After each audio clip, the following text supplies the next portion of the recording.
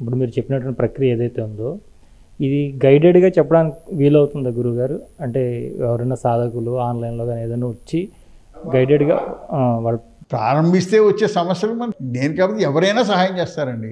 ఏడిచి నేను ఎందుకంటున్నానంటే నాకు పరిచయస్తూ చాలామంది ఉన్నారు. అద్వైతంలో చాలా ఇదని ఉంటాడు అన్నాడు, అన్నీ చేస్తుంటారు.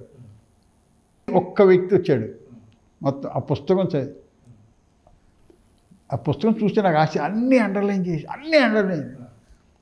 ఫోన్లో మాట్లాడేవాడు, సరే చెప్పేవాడిని. కానీ ఇంకో విషయంలో ఆ విషయం చెప్పనా ఆయనకి? అది నేను ఒకటేం చెప్పానంటే, గుర్తించిన వాడికి, సత్యం గుర్తించిన వాడికి ప్రపంచం అంతా కూడా అద్దంలో ఉండి ప్రతిబింబం లాంటిది. వాడు అద్దంలో ప్రతిబింబం మనం నిజం అనుకోం, గుట్టు పెట్టుకోవడానికి వాడతాం, కానీ నిజం అనుకోం. ప్రపంచం అంతా కూడా అద్దంలో ప్రతిబింబంలా భావిస్తాడు జ్ఞాని. మామూలు వ్యక్తులు అద్దంలో ప్రతిబింబాన్ని నిజం ఎలా అనుకుంటారో దీన్ని కూడా అలా నిజం అనుకుంటారు. ఈ ప్రతిబింబం బింబం ఏంటంటే నాకు అర్థం కాలేదు. ప్రతిబింబం అంటే మరి బింబం అంటే అసలు అది దక్షిణామూర్తి స్తోత్రంలో మొట్టమొదటి అదే చెప్పేది. అది ఇప్పుడు అంటే జ్ఞానం, ఇప్పుడు మీరున్నారు, మీరు నాకు తెలుస్తున్నారు, అది ఇవి ఉన్నాయి, ఇవన్నీ నాకు తెలుసు అంటే ఇవి ఎలాగ తెలుసు? నేను ఎలా భావిస్తానంటే నా జ్ఞానం అనే అద్దంలో ప్రతిబింబాలుగా, ఇవన్నీ ప్రతిబింబాలు, వాస్తవం కాదు, ప్రతిబింబాలు అవి. సో ప్రతిబింబాలు వాస్తవం కాదు. సో నా ప్రపంచంలో ఏది కూడా వాస్తవం కాదు. బాగానే ఉందండి. మరి అద్దం ఉంటే అద్దం ముందుకు నీ మొహం లేకపోతే ఏదో వస్తువు తెస్తే దాని ప్రతిబింబం అద్దంలో కనపడుతుంది. మరి ఇప్పుడు ఇదంతా ప్రతిబింబాలు అంటున్నారు.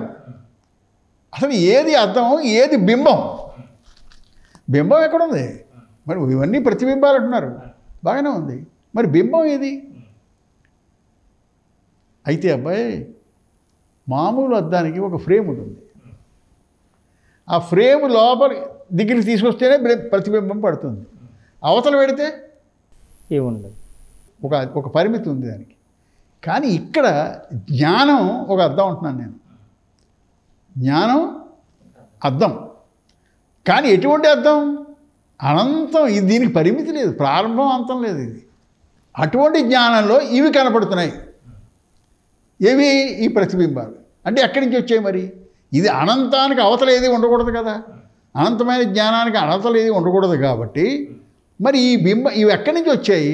ఈ ప్రతిబింబాలు అంటున్నావు, ఓకే. మరి బింబాలు అది దాంట్లోనే నిజాంతర్గత, అందులోనే ఉందయ్యా. ఆ జ్ఞానంలోనే ఉంది. ఇది జ్ఞానంలోంచే బయటకు వస్తుంది. జ్ఞానంలో శక్తి ఉంది. 2 ఏళ్ళ పిల్లవాడు నడుస్తుంటే వాడు పిల్లి కనపడుతుంది, వాళ్ళ అమ్మ పిల్లి అని ఇంకా చెప్పలేదు వాడికి ఆలోచన రాదు. పిల్లి అని ఎప్పుడు వస్తుంది? ఇందులోంచి రా, జ్ఞానంలోంచి రా. వాడికి ఆల్రెడీ అంటే నాకు ఇవన్నీ వస్తున్నాయంటే ఆల్రెడీ లోపల ఉన్నాయి. నా జ్ఞానంలో ఉన్నవే అంటే ఇదివరకు ఆల్రెడీ అక్కడ నువ్వు శక్తి అను ఆ వాసనలు ఏదను లోపల ఉన్నాయి, నీకు ఆల్రెడీ ఉన్నాయి, అవి బయటకు వస్తున్నాయి. ఎందుకు వస్తున్నాయి? దానికి ఒక శక్తి ఉంది. జ్ఞానంలో శక్తి నీకు ఉంది కదా. ఎలాగ ఆలోచన? నీ జ్ఞానంలో శక్తి వస్తుంది. సో జ్ఞానంలో ఎలా ఉంటాయండి? ఇప్పుడు ఈ పెద్ద మేళ్ళన్నీ జ్ఞానంలో మేళ్ళలాగా ఉంటాయి. లేదురా, మర్రి విత్తనంలో మర్రి చెట్టు అంత లేదు. మర్రి విత్తనంలో మర్రి చెట్టు అంత ఎన్ని ఆకులు ఎన్ని వేలు అంతా ఉంది. అది ఎలా ఉంది అక్కడ? అలా ఉందా? ఉంటుంది. అలాగే మొత్తం ఇదంతా కూడా జ్ఞానంలో ఉంది, శక్తి రూపంలో ఉంటుంది. ఒక శక్తి రూపంలో ఉంది, అది ఆకారాలుగా వస్తుంది. మరి జ్ఞానం బయటికి రావడం లేదు కదా. మరి ఎలా కనపడుతున్నాయి కదా. అంటే నువ్వు అద్దంలో ప్రతిబింబం, నువ్వు అద్దంలో ప్రతిబింబం చూసేటప్పుడు నువ్వు ఏం చూస్తున్నావు? అద్దం సర్ఫేస్ని చూస్తున్నావు. నువ్వు వెనకాల చేయబడితే ఏం లేదు, నువ్వు చూసేది ఏంటి? అద్దం సర్ఫేస్ని. అలాగే నీ జ్ఞానం అనే అద్దం సర్ఫేస్ మీద అవి ఆ శక్తి వల్ల వచ్చే ఆకారాలు ప్రతిఫలిస్తున్నాయి తప్ప కొత్తగా ఏం లేదు. అంటే బింబము, ప్రతిబింబము, అద్దము, చూసేవాడు 4 ఒకటే. జ్ఞానం ఒక్క దక్షిణామూర్తి స్తోత్రం చాలండి. నేను చెప్పింది ఇప్పుడు దక్షిణామూర్తి స్తోత్రంలో అదొక్కటి పూర్తిగా పెట్టి మొత్తం అద్వైతంతో ఉంది అందులో. అహంకర్తేత్యహం మహాకృష్ణాహిదంసిత నాహంకర్తేతి విశ్వాసామృతం పీత్వా సుఖీభవ అని ఒక శ్లోకం చదువు. నేను చేస్తున్నాను అనుకునేవాడు ఒక గొప్ప విషసర్పం చేత కుట్టించుకునేవాడు కింద లెక్క. నేను కర్తను కాదు అనుకునేవాడు మహదానందంలో ఉంటాడు. ఎంత సాకారం అనుతం విద్ధి నిరాకారంత నిశ్చలం ఏతత్వోపదేశేన నా పునర్భవ సంభవ అని ఏదో. అంటే ఆకారం ఏదైనా సరే అనృతం అబద్ధము అనగానే తేలిపోయింది ప్రపంచం. ఇంకో చోట కూడా చాలా బాగా చెప్తారండి ఆయన వాళ్ళు అష్టావక్ర గీతలో. నేను ముక్తుడిని అనుకుని నమ్మేవాడు ముక్తుడు, బద్ధుడిని అనుకున్నాడు బద్ధుడండి. ఇంతేనండి. నీ మనస్సులో నువ్వు నేను ముక్తుడినే అనుకునేవాడు ముక్తుడే, బద్ధుడిని అనుకున్నాడు బద్ధుడే. మనస్సేలా రా బాబు అంటారు.